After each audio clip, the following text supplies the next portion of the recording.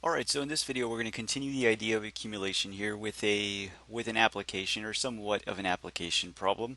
Um, this is example, I believe it's example 21 in your notes. I think I just changed a few things around from the notes here. But if you're following along with the notes, go ahead and try and work it out. I encourage you to pause the video at this moment and try and apply the idea of accumulation that we talked about in the previous video and see if you could actually get and get the same result that we get here.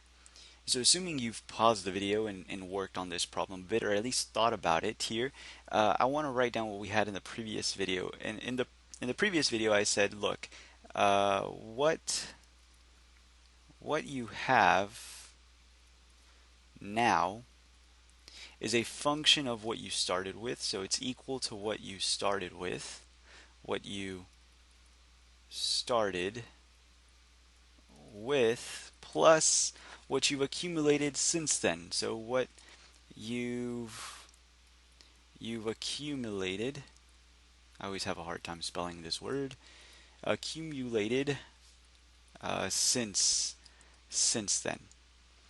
So if we read this problem, let's see if we can apply this problem to this statement here. Over the Christmas break at t equals 0, that's pretty important right there, a man weighed 150 pounds. If the man gained weight during the break at a rate of, okay, so here is our rate function. So they're telling us that the man is gaining weight at 10 sine pi t over 8 pounds per day. So here, I'm just going to go ahead and identify that really quick. What was the man's weight at the end of the 14-day break? Okay, so it looks like our break is going from 0 to 14 days. So we have a Christmas break of 2 weeks long.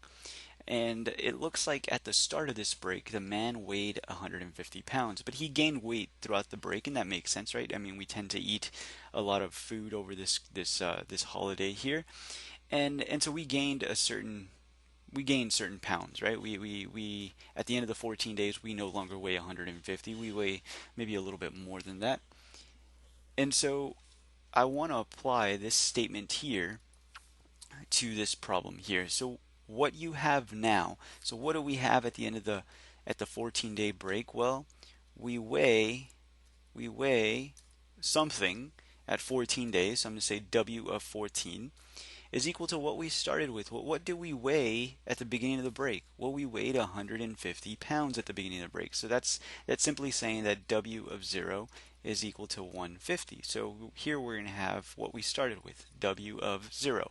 So our weight at time 0. And we want to get to the weight at day 14.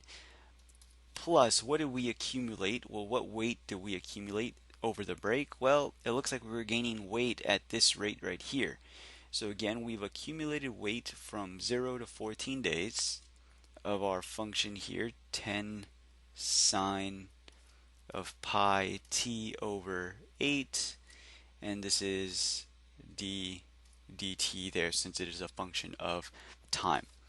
Alright, so here we have, let's say, W of 14 is equal to W of 0 we know is 150 plus the integral, I'm just going to rewrite this thing here, 14 10 sine of pi t over 8 dt. Now at this moment we can definitely try and evaluate this integral by hand. However, we don't have the tools yet in our mathematical tool belt to evaluate this. That'll be in the next section when we talk about substitutions and other types of techniques for integration. But here this is simply, you can just evaluate this using your calculator, and if you evaluate this, I've done this already for us. If you evaluate this, we get an answer of 157, I believe, 157.458 pounds. So over the 14-day break, at the end of the break, I should say, I weigh about 157 pounds, which means I've gained a total of 7 pounds here.